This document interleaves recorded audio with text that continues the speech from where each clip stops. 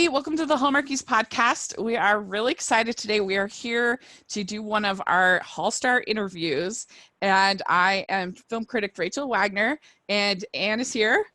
Hi, everybody. Yes, and we are talking with Kristoffer Polaha, one of the most popular of all of the Hallstars, and it's our second time talking with him. So thank you so much, Kristoffer, for coming on the podcast. Well, hi, ladies. Thank you for having me. It's always a treat to come and talk to you. Yeah, so I was thinking about the last time we talked last December, and it's one of the more memorable interviews for me because just behind the scenes, folks, because we were talking back and forth about when we could have an interview, and I just said, "What are you doing right now, this very moment?"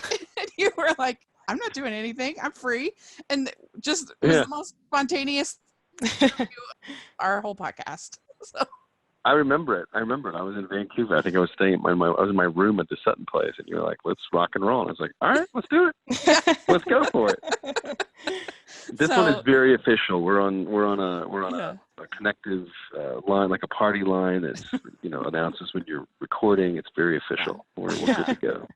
Yeah, we went through the agents. Everything was all. Yeah, legit. you did. So you did. Yeah, it was very impressive. You leveled up. So, how have you been? You've had a busy year since we last talked with you. Well, okay. Since we last spoke, I was filming Mystery 101.1. So we were doing the very first installment of 101 with Jill Wagner, and since then that debuted in January to critical acclaim. Rapturous applause. Yeah. Yeah. And people really dug it, and so they bought 3 more. And so since then, we've filmed Mystery 101.1, 2, Mystery 101.3, Mystery 101.4, and then right after, I was on my way home for the TCAs, and they offered me Double Holiday, which is the movie that I think we're going to talk about today. Yeah, and so then the offer for Double Holiday came in, and I went. It was busy. 2019 was a very busy Hallmark year for this guy. I made 4 movies for them in a span of about as many months, and so it was a lot of work, and I think the work was pretty good. I was excited with how all the Mystery 101s turned out. And I'm really excited with how Double Holiday turned out. I think it's a wonderful film, and I think in the canon of their 10th anniversary for the Countdown to Christmas on the Hallmark Channel, I think that it's kind of a nice, I don't know, as one of the last weekends for all their films, I think it's a really beautiful film that kind of close out the little holiday season with, considering that it deals with both Hanukkah and Christmas, and the love story is really sweet, and Carly Pope is the star of it, and she's fantastic. Just a really, really wonderful actress. You guys know her from Popular back in the day, and then just a ton of other stuff ever since. And she's as pretty as she is generous, as she is smart, as she is funny, and we had great chemistry, and I think you see that in the film, and it's just I'm really proud of it. It's another movie that I can hang my hat on and say this is a good one. Mm-hmm. Yeah, nice. Well, we're very excited for it, for sure. Have you guys seen it yet? Not yet. Not yet. No, this weekend, I think, right? I think next weekend. Next weekend. September 21st. Yeah. Ladies, that you could bug Hallmark and be like, we need a screener. We want to review this thing, and we need eyeballs. And you could get these things in advance if you press a little bit. Yeah, okay. we could, but we really don't have time because we're busy watching Hallmark. You're like, frankly, it's enough to do what we're doing. I mean, well, there's just so many movies, so many Christmas movies. You're lucky we're watching it at all, Chris.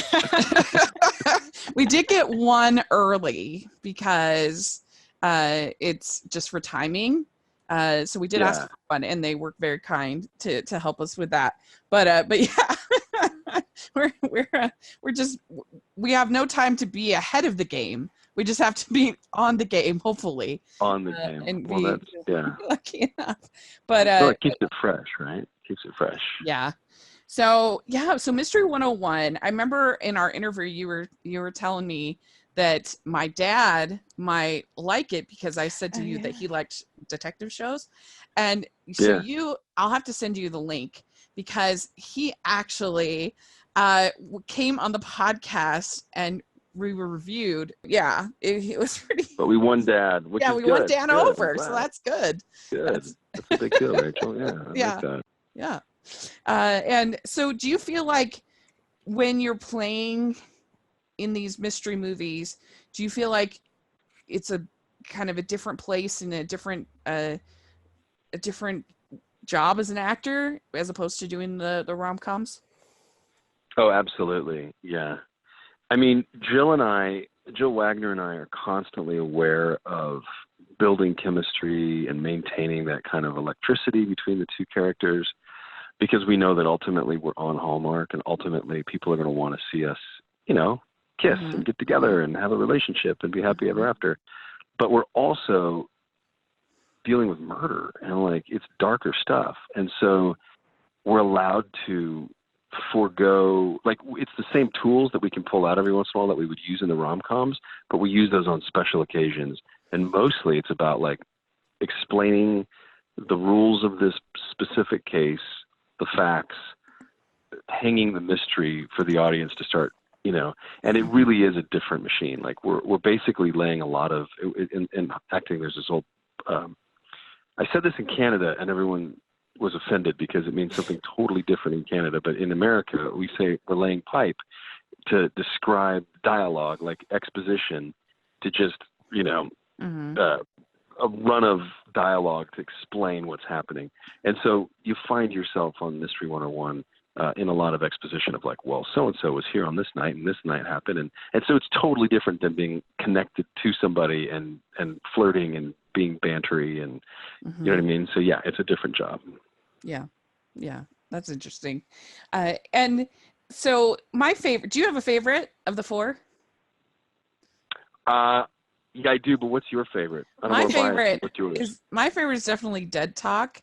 And I think I'm maybe biased because we've had so many of that cast on the podcast. And so they've been some of my favorite interviews. And so I just have to imagine that was a very fun set, because we've talked to Matthew James Dowden, we talked to Preston Vanderslice, we talked to Jill and you, and to Donna Benedicto, who was hilarious and we loved her.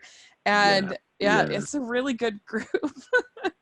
It was a fun group of people. And Matthew is awesome. He's a magician in real life. Do you know that? Wow. Yeah, he was amazing. He was busting out tricks on set. We're like, whoa, dude.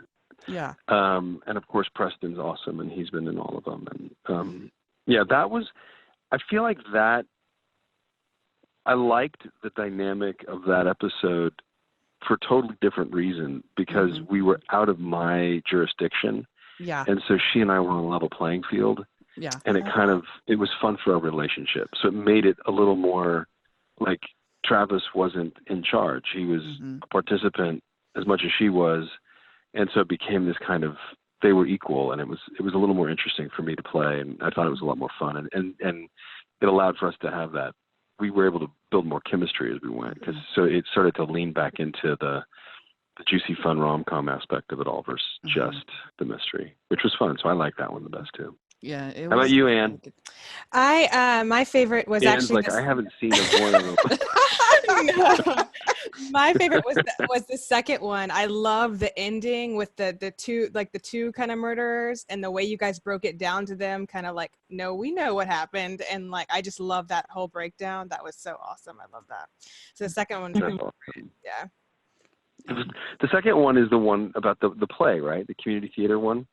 Yeah. Yes, I think so. Yes. Yeah. And then it was the poison in the shake thing. Yes. That one was a lot of fun to make. That one was probably the most fun to make, to be honest with you guys. That one, we had this really big, robust guest cast, and who were all all stars. They were all great. They could all step up on the day and knock it out of the park. And Rika Sharma, and then Matthew. Oh my gosh, he's gonna listen to this and be like, dude. Oh man, Matt. I follow him on Instagram too, but he's awesome. All of them. They were all of them were amazing, and it was just a really fun. That one was a juicy little episode to film. That one in particular was fun. I didn't necessarily love the I thought it was a little soft in the way of the story, but I certainly liked filming it. Yeah. Nice. Yeah. So we didn't get a chance to talk to you about the about Small Town Christmas. Like, how did you feel about how that turned out since we talked to you before it came out? You know, can I ask you guys how you felt about it, since we haven't talked about it since then? Did you guys like it or no? Yeah. No, I really did. I thought it was really sweet. I really enjoyed it. I liked you, and it was okay. It's okay. No, I liked you and Ashley. I thought it was I liked the whole setup of the bookstore and your weird little categories. That was cute. Yeah. And just the fact that you were raising your niece, I think it was that sweet. That right? was a sweet plot element. I enjoyed that. Plucked on the heartstrings. Yeah.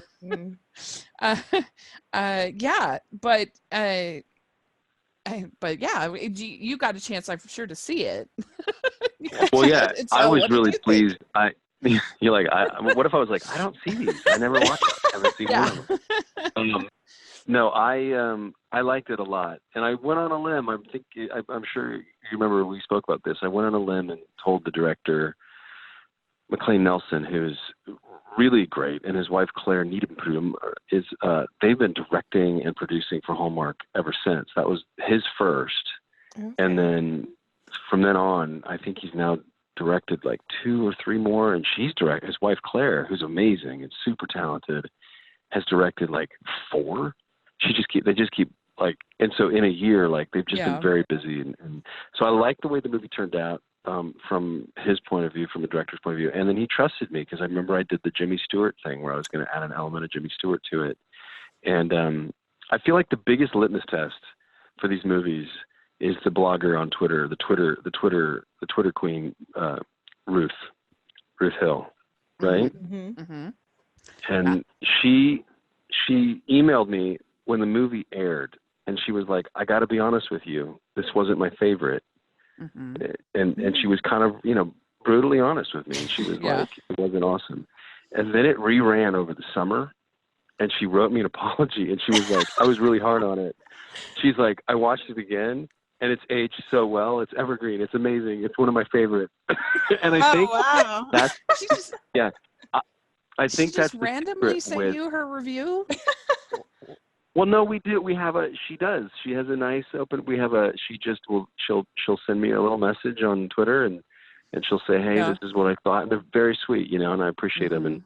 But yeah, that one was a little, I was like, okay, thanks. And then, but the fun sweetness of it all afterwards was that she came back. And I've heard that, like the dudes from Deck the Hallmark, they were like, yeah, when it aired, we thought it was like, it didn't stand out to us.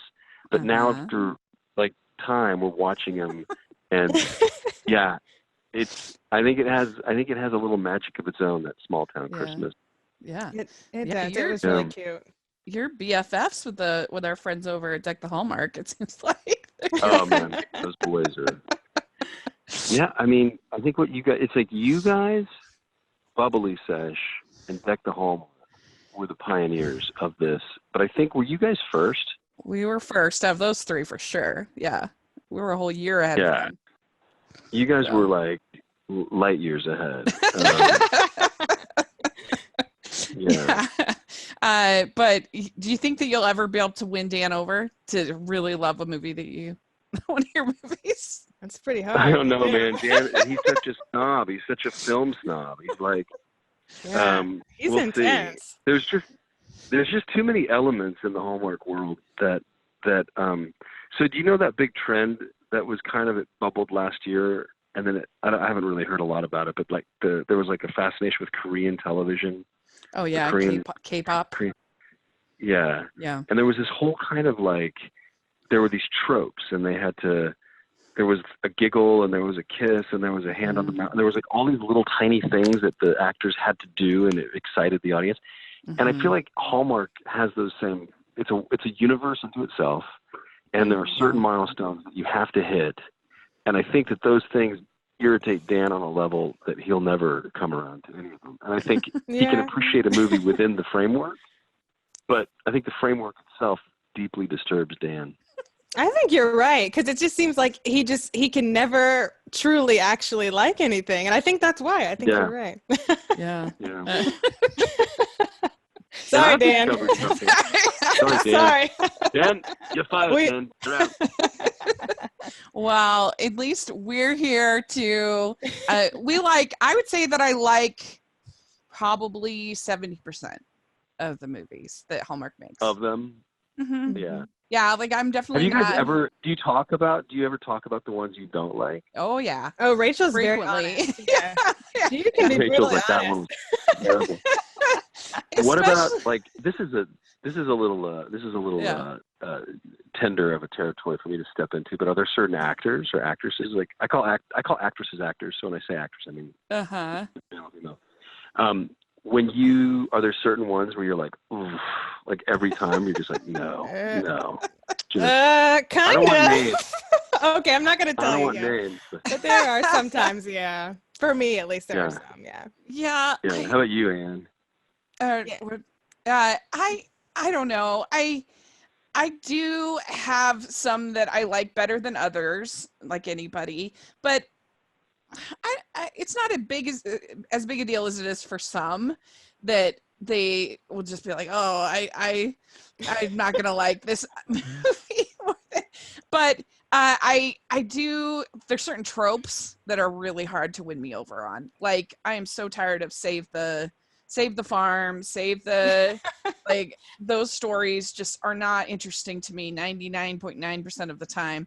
And because there's no stakes, there's no way that the store is going to close. So I don't, you know how it's going to end. I don't care.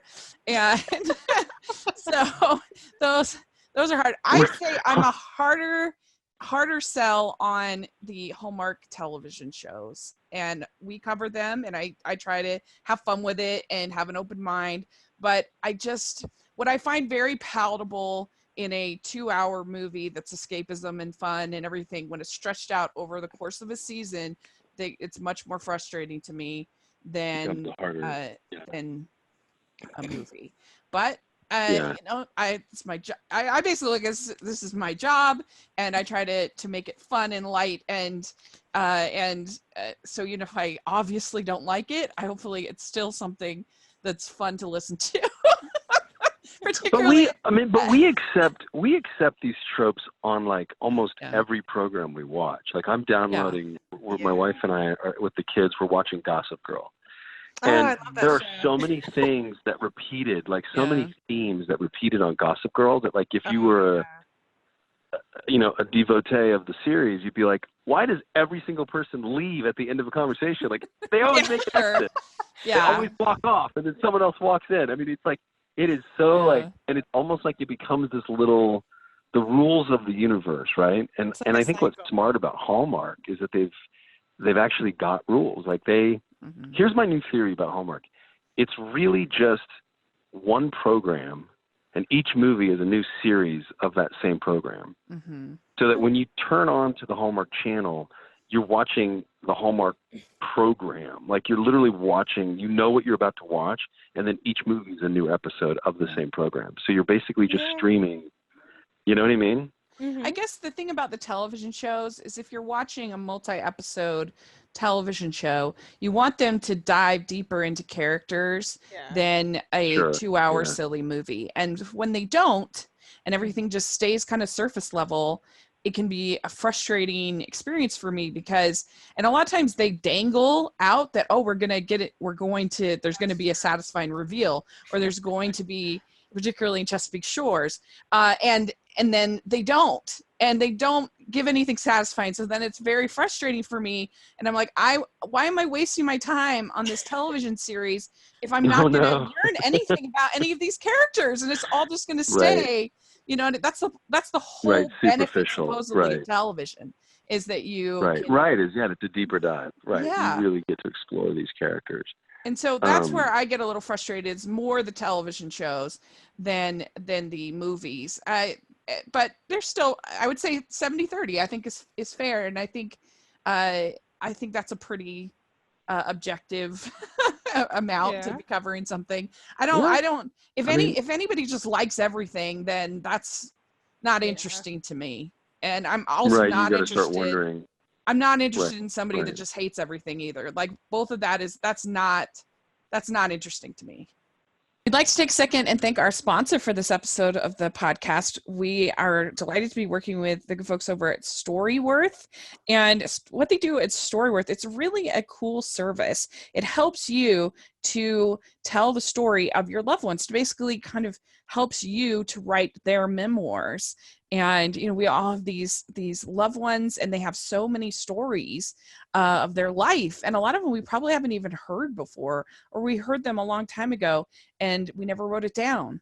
And so what they do is every week they send you an email that is a prompt that will ask you a question about their childhood or their experiences, like a memorable experience, a memorable holiday, all just different kinds of prompts that would get them to get them talking. Like, for instance, you might say, what have been some of your life's greatest surprises, or what's one of the riskiest things you've ever done?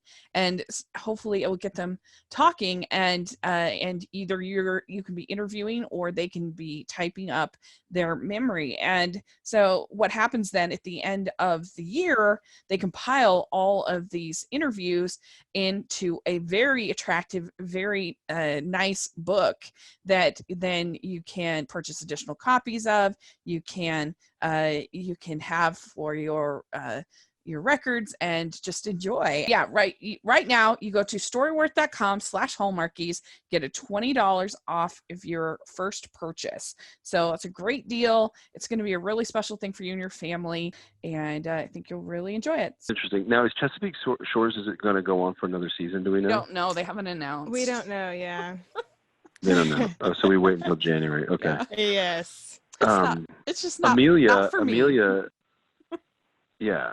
Amelia is a friend of mine because we did Hearts of Christmas together, and she's pregnant. Yes. She's having a baby. Yeah. I know. I saw a picture the other day. She's getting ready to pop soon.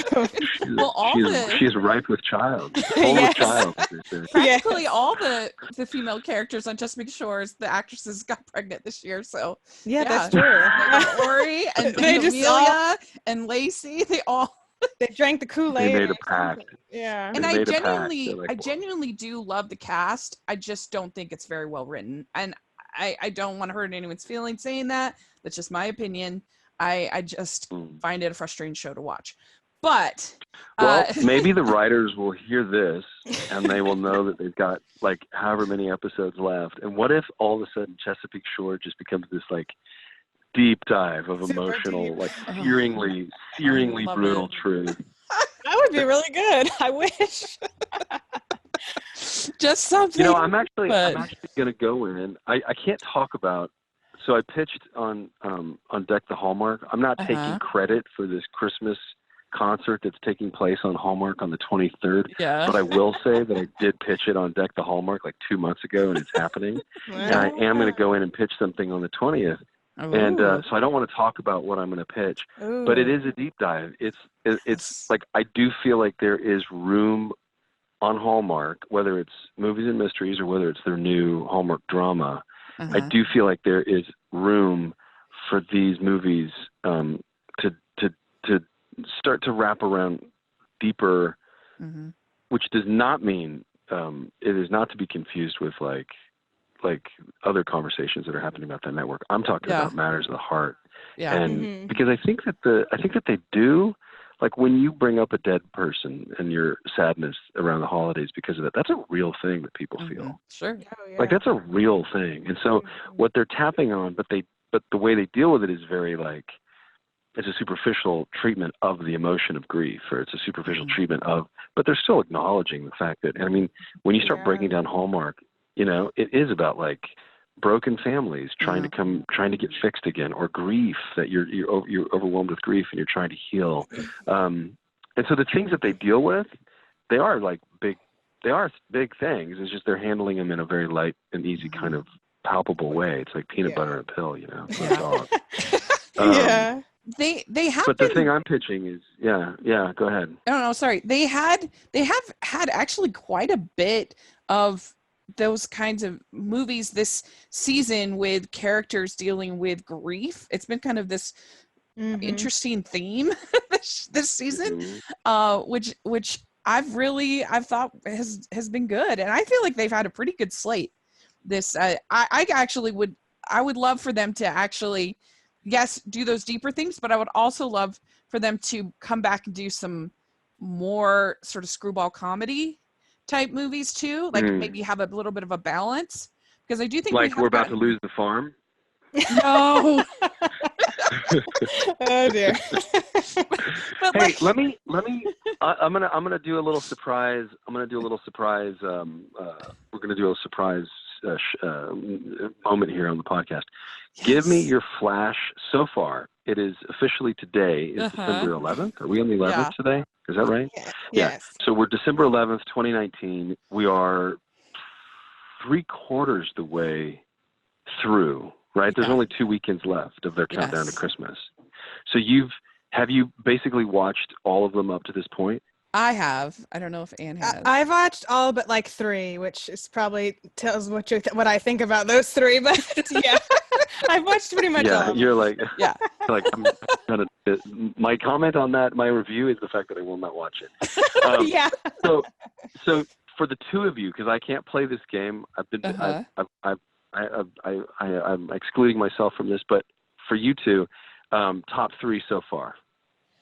Okay, so for Hallmark, my favorite has actually been Christmas Town with Candace Cameron Bure. I didn't expect it to be, but it was so good. I thought that that the sort of message about adoption was really well done, and I thought that it had a ton of Christmas feels in it, and I liked her and that guy her leading man who I'd never seen before. I thought they really worked well, and she had these letters from her dad who had passed away when she was a little girl, and that he had written it for different times of her life. And every time she read one of those letters, it was so good, I thought. And I don't know, I just really liked it. So that was my favorite. And then Two Turtle Doves, which is another movie actually dealing with grief, that was written by Sarah Montana, who is one of my favorite interviews that we've ever done, and she's a phenomenal person. And I think that Michael Rady and Nikki Dulich had wonderful chemistry, and it was just very well done. And then my third favorite is the Cherished Memories, Gift to Remember 2, rare, really good Hallmark sequel that didn't have like the couple breakup or any kind of ridiculous shenanigans. It really got into the core of gift giving at Christmas and how important that is, and to really showing the person that you love that love through this thoughtful gift. And so those are my 3 favorite. That's cool. Who was in that third one? That one has Ali Liebert and Peter Porte, and it's the first one was excellent, and so the sequel was very good. So that was cool. That was and what about you, Anne? My top 3 would be Two Turtle Doves, which is obviously really great, like Rachel said. Nikki and Michael, just so great. And I loved they're right awesome. before. I know them both, and they're sweet people. Yeah. They seem like they would Michael be so sweet. Nikki was my roommate twice at 2 different points in her life. Oh, wow. That's crazy. She lived with us in Hawaii. Yeah, and she lived with us in Hawaii, and then she lived with us for a little stint after North Shore was over in LA for like 6 months or something. Oh, wow. Place to stay for a minute. Yeah, she's a sweetheart. I love her. Okay, sorry. So Turtle Doves is your number 1. That's your favorite. And then I really liked Right Before Christmas. It was a multi-storyline with Chad Michael Murray and Tori DeVito. So that one was really good. And then also the third one is Check Into Christmas with Wes Brown and Rachel Boston. That banter was so good. It was just so funny. Yeah, I just enjoyed that movie. So it was really very good. Yeah. And it was funny. It was very funny. And those two are great. I like Wes Brown and I like Rachel. They're both really cool. I've gotten to know them in this Hallmark universe, and so we'll go to the TCAs and you see these same the same people, and then you start to gravitate towards like I've never met Lacey Chabert.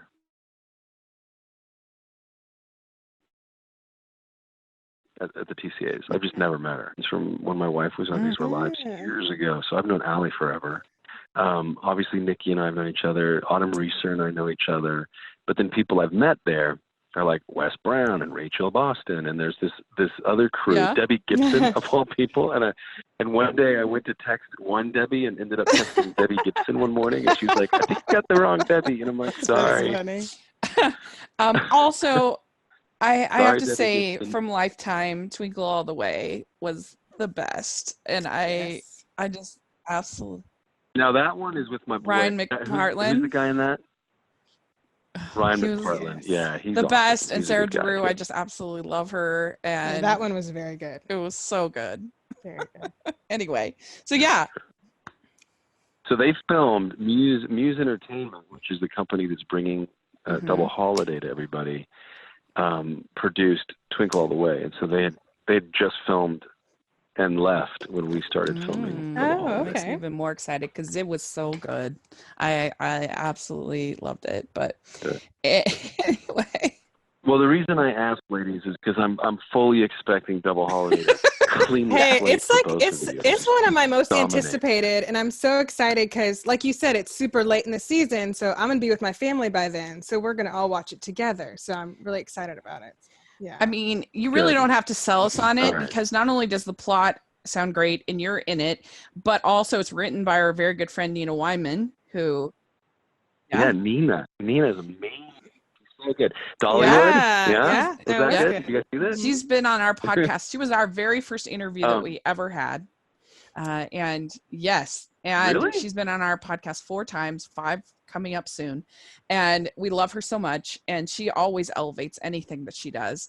And Yeah, she really does. Yeah. She's a gifted writer. and so I'm really looking forward to hopefully she really is good. I'm anticipating some witty banter because that's what Nina's the best at. There will be some good witty banter. Yeah. There's a lot of, it's funny. I like the fact that it plays both the comedy and then it hits into the heartstrings. And so there's like, you guys will like it. I'm expecting a full review on my DM a la Ruth Hill after on the 22nd. Okay. I do want to ask you about a couple of non-Hallmark projects. About the Run the Race movie, which I watched and I very much enjoyed. And I was just wondering, like, as a faith-based movie, does that set have like a different feel to it or a different kind of tone when you were working on that? Yeah, it does. What happens on a faith-based film is that you tend to, if anyone has a potty mouth, they tend to curb that. And when you walk into the trailer in the morning, the 2 girls that were doing hair and makeup were little Christian girls, and so the music that was playing in the morning was like Christian like praise music, and so that's very different. And then if you are a Christian, it's such a part of your life, and you talk about it with other people who believe the same thing that you do. You talk about it very freely and very easily, and it's like it's not weird. Yeah, like, that would be so it's a strange nice. thing, you know. And so when you're on a normal set, you tend to curb that kind of conversation. And when you don't, it's, you're specifically saying, hey, this is my belief system. And the reason you're talking about it is usually because there is a need to, and otherwise you're just acting it out and trying to sound light. Okay. But yeah, so that was a real pleasure. And Robbie Tebow, who's Tim Tebow's brother, we got to meet. So my kid has a dog named Tebow and has had for years. And asked, when he was a little tiny boy, we were driving on Sunset, and he said, Daddy, do you ever think I'll ever get to meet Tim Tebow? Oh. And I said, baby, I don't know. It's a small business. I mean, it's a small town, like when you're in the business, and I know that he comes out to LA a lot. And I said, maybe there's a chance that we'll get to meet him. And now, totally unrelated, he was training. This is when he was going to play for the Eagles, I believe. It might have been for the Eagles. Anyway, it doesn't matter. But he was training for preseason for a team, and we happened to find out where he was. Taylor had already met him. So there was a chance encounter that happened where I was like a rock star dad and went up to the coach and said, hey, my kid's dog. Anyway, and Tim let us watch him practice for like an hour and a half. And then Oh my afterwards, gosh. talk to him. signed his shirt, gave him a bracelet off his wrist, like this sweaty bracelet that my kid kept on his That's wrist so for like nice. 2 years. So Timmy's an amazing man, like an amazing, nothing but respect. But when I did the film, you would have thought that I was playing Batman. Like it was, my kids are more excited for that than they were if I was a superhero. And they were like, Really? and so the Tebows flew us to Florida. We watched a football game in their box, and like it was official. Like there was like they're awesome through and through. So that was a very cool experience. That whole thing was awesome. Oh, wow. And That's awesome. what's amazing about Hallmark, to bring it back to you guys, is that you guys and the rest of the fans are so supportive that the numbers came in for the box office, and the producers were able to somehow break it down based on maybe social media, hashtag use or whatever, but there was so many links between my Hallmark audience and people who were going and buying tickets to the movie that they came up and said, your audience is like really making supporting a difference in our box you. office. Wow. Yeah, like it was awesome. So yeah, that was huge. That was a big deal for me. Oh, that's awesome. Yeah. I mean, it was really good. I just really enjoyed it. And it was hard for me to see you like that. I won't lie, to see you kind of in a darker, harsher. I'm sure it was fun to play, but yeah, it was different because you were kind of like a dad who wasn't there for his kids, and he was kind of a drinking problem and a jerk, and I'm just like, oh, this is not warm and fuzzy Polaha. So you're like, where's my Chris? Where's Polaha? I know, but I was so excited when I saw you on the screen. I was like, oh, this is so awesome. But yeah, I bet that was kind of fun to play a jerk. Oh yeah, of course. So, I mean, I feel like there's a challenge as an actor. Like I have to represent both sides of the coin. I think my job is to show people, what it's like to live in grace and love and kindness, but you also sometimes have to show a life without that, and a life that's ripe for redemption. And I think that's a part of my job. I mean, there are going to be roles I play that are going to be very controversial, I'm sure. And I think the more I step out and the more I talk about it and the more I do Hallmark, like the more I do the light, bright, shiny stuff, like it's going to stand in contrast. So when I do step into those darker things, it's going to be more jarring, which is interesting and a nice tool to have in that, for me to be able to use. I just have to use it wisely. I can't. You don't want any more angry emails. Yeah, exactly. Didn't like that. So this is totally random, but I was just thinking, so you sent out this Instagram a while back on the set of When Calls the Heart, but I feel like there was no payoff on that. What was that? Oh yeah. Yeah, there was me being goofy, and like I did this thing, and I was like, "Hey guys, welcome to the blah blah blah." And man, oh man, if it didn't go off and have its own life. And Jill Wagner was like, "Polaha, you're an idiot." She's like, "What did you just do?" And I'm like, "I don't know, Wagner. I had no idea that it was going to go." That thing went viral, and it was like a linchpin. Several different news outlets like reported that there was going to be a When Calls the Heart Mystery 101 crossover, and was it going to be the cast? I saw that. And I was literally just joking. I was making a joke, and so I tried to I was like, is there some kind of flashback? As something like? No, it was the Hope Valley. I apologize. I was making a joke. I was just, that was a classic Polaha move. That's really funny. I was like, are we going to get a surprise appearance from Travis in Hope Valley? Like, how's this going to work? I don't know. No, I know. Well, how cool would that be, though? I was like, there's a time travel. Yeah, I don't know. It's goofy. It was me just Okay, well, Rachel and I are both enormous Wonder Woman fans. So we have got to ask you about Wonder Woman 1984 and... Yeah, you do. What I really, we're so excited. What was it like to work on an enormous set like that? And if you can tell us about your role in that, we would love to know. Okay, I would love to share with you guys. I can't. I'm not at liberty to say. Okay. An ironclad non-disclosure agreement. Okay. But there is an awesome trailer out there, so people can go and watch it. And then what I will say about it is that Patty Jenkins is probably not only is she the most loyal and just decent director working today, but I think she's probably one of the smartest and talented. She's just brilliant, and was able to pull together. The first movie I thought was brilliant and beautiful and wonderful, and I took my 91-year-old grandmother, my mom and dad, my wife, and our 3 kids, and at the age, Jude was 6, and like to a person, we loved it.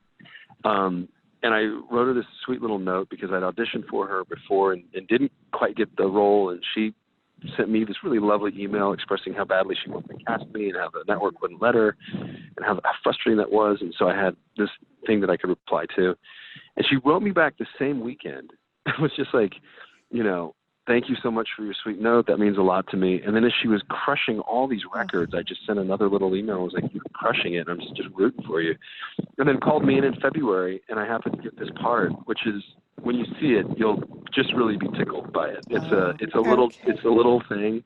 It's not like a main part or anything, but it's like, it's definitely pivotal, and it's definitely was such a treat. And working with Gal Gadot, who is oh my gosh, loved her. So funny and intelligent and just generous. Like they invited me to sit behind the monitors, which is where the directors, if you're ever on a set, all the producers and directors will sit behind the monitor, and usually the stars can sit behind the monitor too.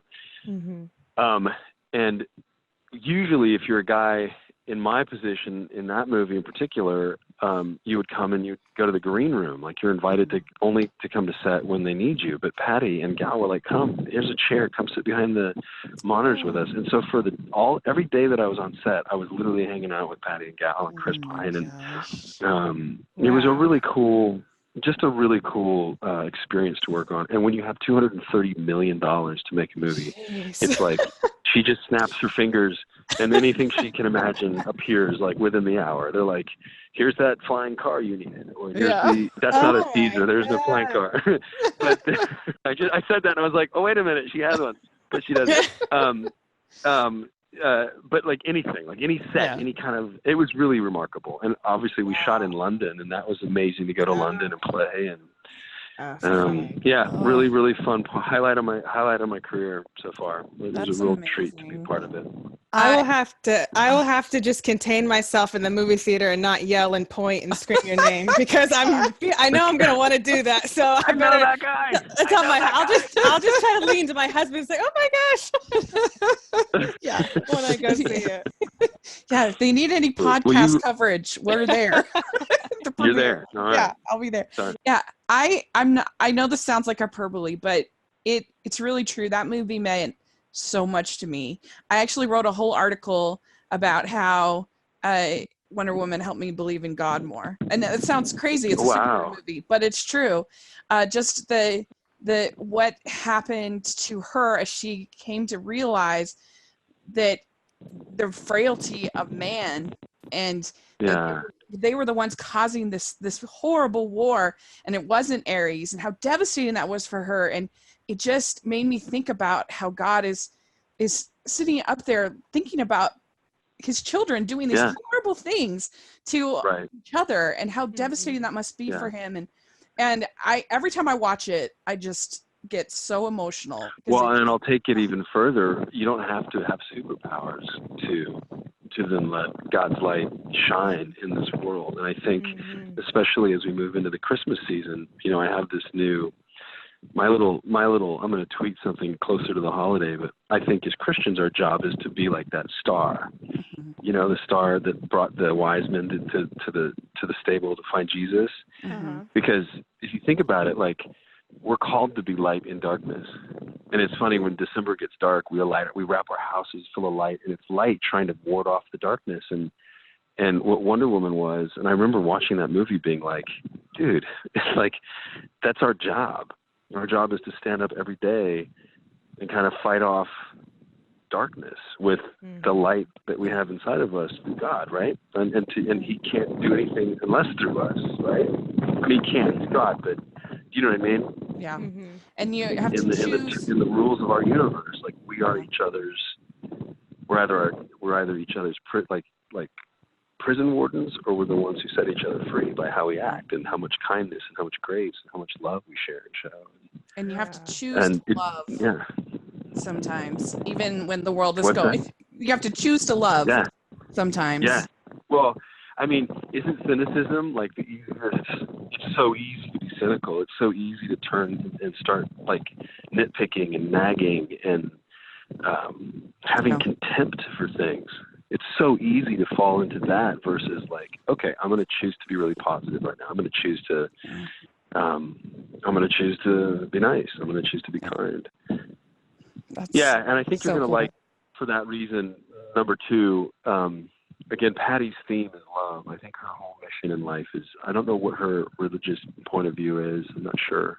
We did have some conversations about it, so I know more than I'm saying. But I know that the themes of her movies tend to be broken people or broken situations and scraping through to find the redemptive quality within that.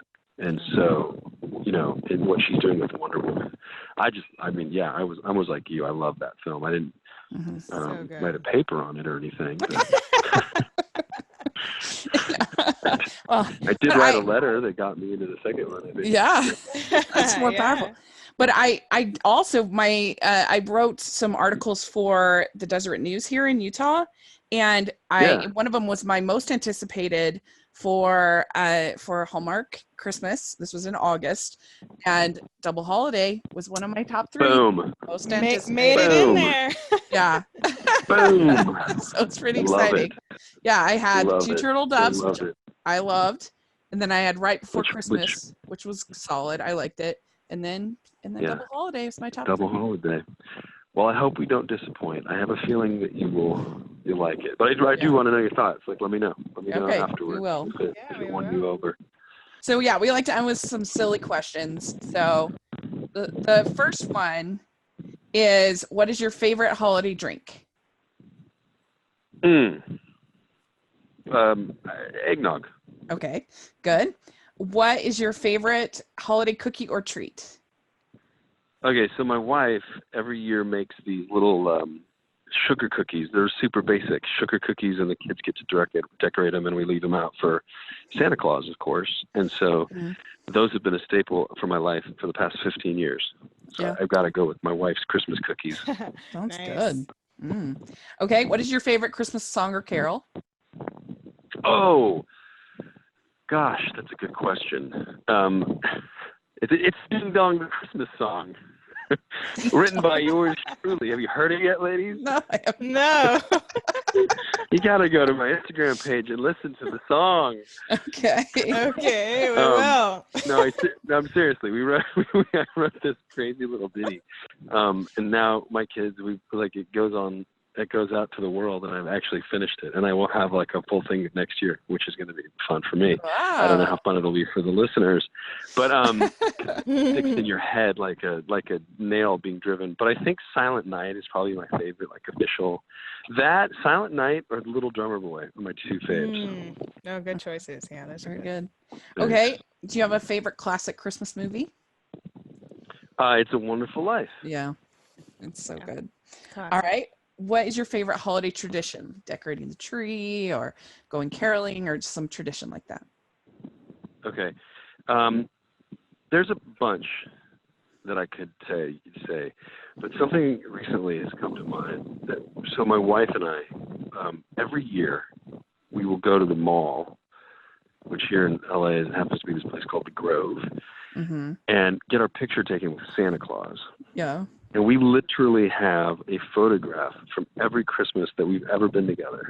Aww. And so you watch my kids get older every year, and she used to dress them in these ridiculous little like French clown outfits, like those frilly little Southern baby outfits. You know what I'm talking about? Yeah. And I said, you can do this until they're like 5, and then you got to stop, like 3. And she's like one more year, and I was like, oh. And then, you know, as soon as they could start to have an opinion of their own, they got to wear cooler stuff. But I think that's my favorite tradition. We do that every year. Very good. All right. Who do you prefer, Scrooge or the Grinch? They both are near and dear to my heart, but I'm going to have to go with the Grinch. All right. Very good. Okay. I had a little Grinch stuffed animal when I was a kid. That's cute. Okay. Do you like clear lights or colored? I like clear lights. I like the white. It seems more like snow, and it's cleaner, and I grew up in Reno, Nevada, which is like lots of neon, lots of color. And so whenever I see a lot of flashy, colorful lights, I always think of the Strip. I'm like, But the white. Yeah. Very cool. Okay. Would you rather be in a snowball fight or build a snowman?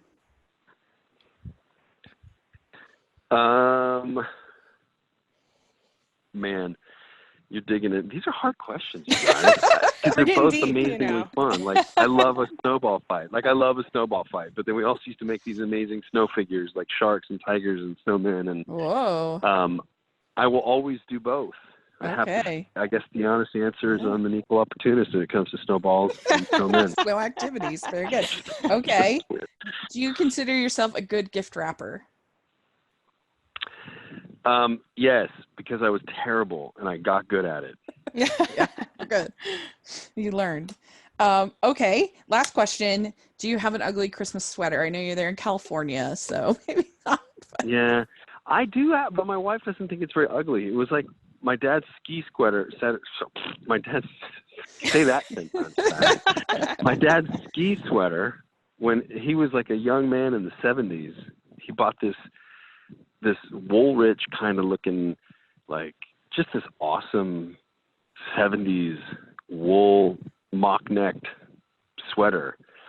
And I bust that out. But my wife's like, that's not an ugly sweater. It's just old. It's like old ski sweater, but it's not an ugly Christmas sweater. I'm like, yeah, it is. Like, it works. So, according to her, it doesn't qualify, but to me, it's my ugly sweater. Yeah, very good. All right, well, you passed the test. You can keep making Christmas movies. We can do it again. We can do it again next time. Okay. Yes. Well, thank you so much. You're just always such a delight to talk with. Yes. And we're very excited for your new movie. And do you have social media that you'd like to share? Sure. You can come follow me at Polaha on Instagram, which is Polahaha, or at Chris Polaha on Twitter. Great. Well, thanks again, and I hope you have a very Merry Christmas. Yes. Thank you, Merry Rachel, Christmas. and thank you, Anne. It was lovely to talk to you, ladies. Enjoy your holiday season. Merry Christmas. All right. Same to you. All right. Bye. We'll talk soon. Bye. Yes. All right. Bye. Bye-bye.